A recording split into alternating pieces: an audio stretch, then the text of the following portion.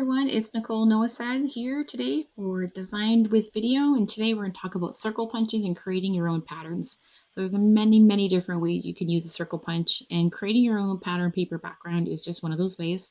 This is one of those things I like to do with a 6x6 paper pad, and so I'm going to grab this one here from Bella Boulevard, and I'm just punching a whole bunch of 2-inch circles from some various patterns in this paper pad. I believe this paper pad is called Squeeze the Day, and it's a super fun, summery, vibrant color palette. It has a lot of fun spring and summer kind of colors, and I thought it would add a lot of punch, to my page. So I'm just cutting pretty much 2 circles from each of the patterns. If I like the pattern on the reverse, I'm doing 4. That way I just have a lot to play with, and I'm not going to worry later on about having to punch anymore. Usually when I do something like this, I have a lot extra punched at the end. This time I actually didn't end up with a whole lot, but it's good to have some variety. I'm going ahead and cutting all the circles now in half, so I'm measuring them on my old school Creative Memories trimmer. That's perfect for card making or even just trimming down circles like this. I'm also going to cut some of these circles and half circles into kind of, I guess that's a pie piece, like a quarter piece of the pie. And I'm just going ahead now and starting to line them up on my page.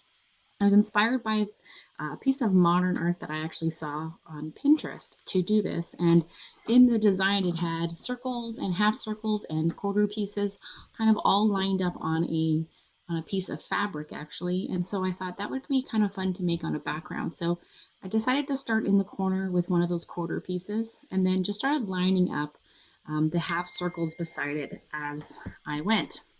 So you can see here I'm just really measuring a little bit with my ruler just to make sure that things are kind of lined up and don't look wonky. And I'm varying my patterns and my colors as I start to work up the side of my cardstock here.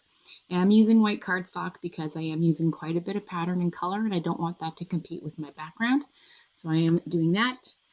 And I'm also making sure that all my designs, so if there's a rainbow like in that little circle there, that the actual design is facing the right way. Those rainbows are not upside down. So you have to, pay attention a little bit depending on the type of pattern that you're using and how you're putting the circles down. But it's a lot of fun to kind of just play and build your own pattern. And there's no wrong or right way to do this. Just mix up your patterns, mix up your colors, and have fun playing with your punches. This would be fun if you had a triangle punch and you wanted to kind of make that kind of design. That would also look really fun. So lots of different things you can do with your punches. I'm going to rotate my page a little bit and just kind of work from the other corner now. I'm really going to create almost like 2 strips of punched circles along each side of the page. It's almost going to completely cover the whole page, but not quite directly. And you can see I'm just kind of trying to balance off the color. So as you can see in the top left corner, I have a couple pieces of the black paper. And so here in the bottom, I'm going to have a little bit of black as well. I'm trying to make sure that I use all the different colors and not just stick to a couple because that's what I did in the first section there. So I really want to make sure that I am mixing up all the colors. I'm getting a good variety and I'm not missing anything. I thought that I had used more of one color in one section than the other, but as I kind of worked through the page, I did end up mixing things fairly evenly throughout the page so that I had a lot of different pops of color all over the place. So you can see some of these circles are going to be completed, some of them are just going to be a half circle, some of them are going to be like a little Pac-Man design, and then as I got to building the background, I thought I'm going to stick my photos down where I know I want them and just kind of add my pattern in around. Normally this isn't something I would do. I would build my pattern and then go in after and add the photos over top. But I thought there's no sense in me punching a bunch of circles to cover with photos later. So why do some of that work if you don't need to? So I'm going to just use my ruler to keep things kind of lined up as I go. And again, just making sure that I'm mixing up those patterns and those colors along the way. I don't think I actually end up punching more circles of pattern paper. Or perhaps I did, I can't remember, but if you have something like this, 2 or 3 circles, like a 2-inch circle, can really stretch a long way if you're cutting them down into quarter or even half pieces. So you don't really need a lot of pattern paper to do something like this. You just need a good variety of color. You could definitely do this in a more monochromatic feel. That would be really pretty. And if you have to turn your page like I did here just to kind of get a better line up of your design and how things are looking, absolutely go ahead and do that. And having a ruler handy for something like this is pretty good. You don't want to have a curve to your circles on your page, because that will make everything look pretty funny. One thing I was starting to do there in that top right side is use a lot of the quarter circles. And so you might want to be careful not to do too many of the same small pieces in an area unless you want to do that to the whole page. I am going to use these really fun stamps from Close to My Heart. I think it's going to be a nice big bold title underneath my pattern circles there and all the photos. So I'm going to use some black archival ink from Close to My Heart and just stamp these little sentiments here right underneath my photos. A nice bold black title is always good, and I find I don't use my stamps just as much as I should. They're not just for card making. You can definitely use stamps a lot and interchange them into your scrapbook pages. So something like this where you have a lot of pattern and a lot of color, adding a simple bold black stamp like this one is a really good way to kind of add a nice pop of a title on your page.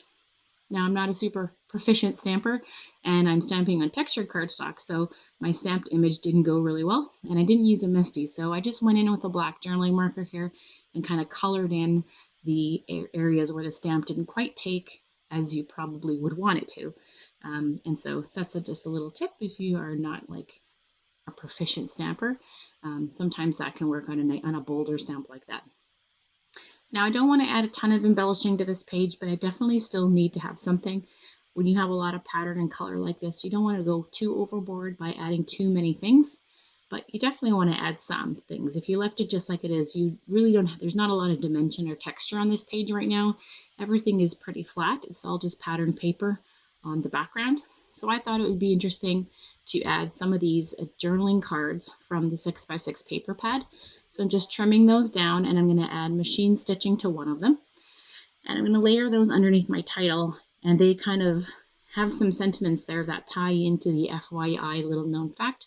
So that's almost kind of a way to add some bit of journaling to your page. So I'm going to pop one of these up and just layer that over the other. And then I thought I would maybe finish off the edge underneath those two journaling cards with something. I'm just trying to think of what else. So I would add a clip to the top of my photo. And then I decided I had these fun little, almost like post-it note shapes in my stash. So I grabbed those. They're by crepe paper. And I'm going to add those along the bottom of those little pre-cut journaling cards I cut out. And I'm going to just tuck those under and adhere them down. They're not super sticky, so you do need to add a little bit of adhesive to the back. And I've had them in my stash for a couple years, but I really like them. I think they're super fun. And I wish there were others because I have so many ideas on how to use them, but they're just not a newer product anymore, so I probably won't tend to use it as much as I might have when they first came out. At any rate, I'm going to tuck these here and create a bit of a, up and down kind of border so everything's not quite so circled on the page. I do still feel like this page needs something, and this is typically when I would get out my digital cutter and cut something, but because I'd already started filming, I thought I'm going to grab I have a big bowl with just a bunch of extra things that I've die cut or stamped or just have cut aside. And so I throw everything kind of in there as a catch-all, and then in a project like this one, I need something and I'm not sure what it is. It kind of inspires me to use up some of that stuff. So you can see I have these stamped and die cut hearts that I used for the winter issue of Scrapbooking Cards today. So I ended up using those as well to tuck onto my photo. And this vellum heart I thought I might use. It won't make the cut, I'll tell you right now. It was just almost too large. Something about it wasn't working out for me in that bottom corner. So I am just going to go ahead and use the mint green. Oh, it's not quite super green, but the mint one and the patterned pink one in the top corner. And that's pretty much all I'm going to add to this project. So you can see that with a trusty circle punch, you can do a lot of different things. And a fun, bold, modern pattern like this is really not hard to do. It does take a little bit of time, a little bit of finesse, but once you kind of get the idea and get things started, you can see how fun and vibrant this is in your page. I hope you give this a try and share your project with us on the Scrapbook and Cards Today blog. Thanks. Bye-bye.